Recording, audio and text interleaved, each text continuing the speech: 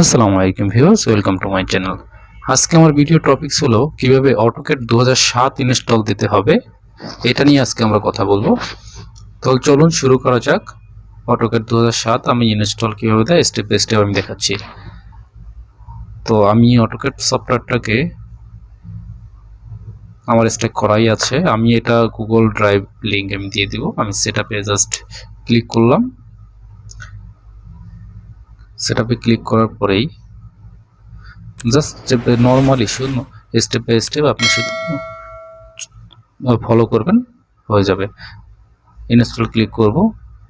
Install click করার পরে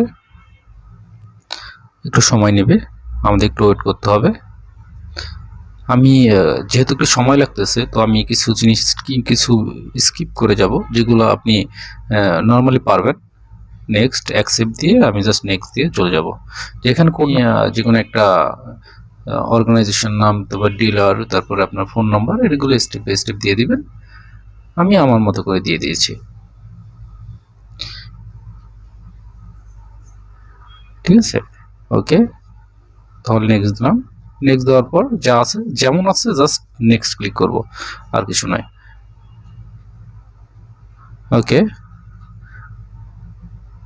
ওকে, এখানে অল্প কিছু সময় লাগবে, যার জন্য আমাদের একটু ওয়েট করতে হবে।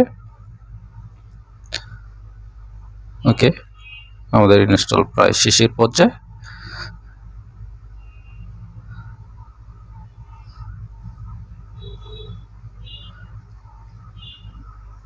AutoCAD 2007 দিয়ে বেসিক্যালি কমেন্ট করে কাজ করতে হয়, আর 2020, 16, 17 যেগুলো আছে সেগুলো ইনস্টল উপরেই খুব ডায়লগ বক্সগুলো সুন্দরভাবে দেওয়া থাকে। তবে যারা প্রফেশনালি করে তারা আসলে কমেন্ট করেই কাজ করে। কমেন্টের কাজগুলো খুব ইজি হয়, কিবোর্ড কমেন্ট কাজ। তো আমি স্টেপ বাই স্টেপ সবগুলো টিউটোরিয়াল দিব যাতে আপনাদের জন্য সুবিধা হয়। আর একজন প্রফেশনাল AutoCAD ড্রাফটম্যান হতে পারেন, বা একজন প্রফেশনাল ইলেকট্রিক্যাল ইঞ্জিনিয়ার বা সিভিল ইঞ্জিনিয়ার হতে পারেন। আমি আশা করি স্টেপ বাই স্টেপ ট্রাই করব আপনাদের।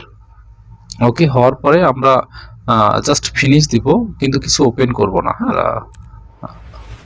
মোটামুটি হয়ে গেছে। এখন আমরা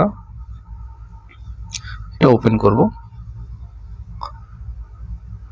ওপেন করার পর এখানে 3D মোড আছে, এটা কিন্তু অবশ্যই AutoCAD ক্লাসিক দিয়ে নেবেন, কারণ এটা একবার 3D মোড হলে এটা 2D মোডে আসে না। আমি পারি না আনতে, হয়তো আনার কোনো সিস্টেম আছে, আমার জানা নেই। এখানে আপনি আপনার ইচ্ছা মতো ডোন্ট শো অ্যাগেইন বা যে কোনো একটা দিয়ে নিতে পারেন আপনার ইচ্ছা মতো, এবং এর টুল বক্সগুলো আপনি আপনার মতো করে সাজিয়ে নেবেন। মোটামুটি শেষ। তো আজকের ভিডিও এতটুকু। সবাই ভালো থাকবেন।